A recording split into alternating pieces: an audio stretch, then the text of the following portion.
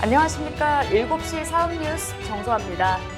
오늘은 사업자의 세금과 관련된 기장 의무와 경비율에 대한 소식입니다. 근로소득이 있는 직장인의 경우 연말정산을 통해 회사에서 세금 신고가 진행되지만 프리랜서나 개인 사업자의 경우 직접 소득세를 신고해야 합니다.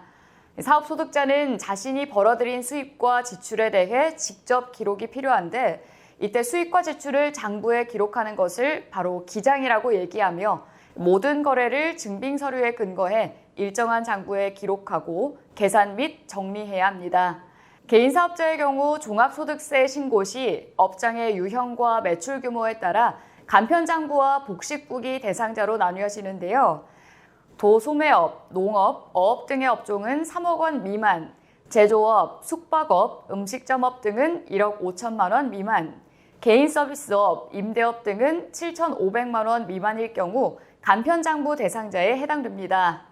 간편장부 대상자를 제외한 모든 사업자가 복식부기 기장 대상자에 해당하며 매출과 상관없이 전문직 사업자와 법인 사업자는 복식부기 작성이 필수입니다. 간편장부 대상자는 국세청에서 제공하는 장부에 구입, 지출 내역, 고정자산 등을 가계부 작성하듯 기록하면 되지만 복식부기 대상자는 재산 상태와 손익거래 등의 내용을 변동이 있을 때마다 차변과 대변으로 나뉘어 기록해야 하기 때문에 일반적으로 세무대리인에게 기장 대행을 맡기는 경우가 많습니다. 만약 본인이 간편장부 대상자임에도 불구하고 복식부기 장부로 기장할 경우에는 여러 혜택이 주어진다고 하는데요.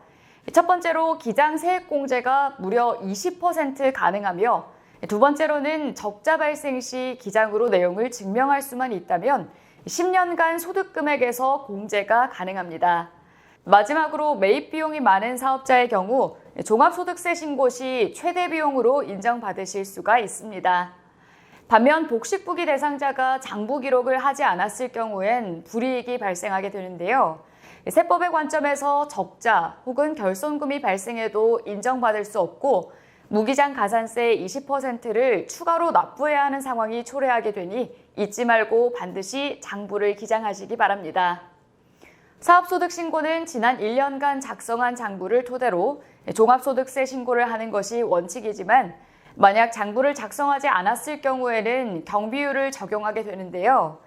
장부가 없어 실질적인 경비를 확인하기 어려우니 업종별로 일정한 비율을 경비로 인정해 주는 것입니다. 경비율은 단순 경비율과 기준 경비율로 구분해 적용되는데 이것 역시 업장의 유형과 매출 규모에 따라 나뉘게 됩니다.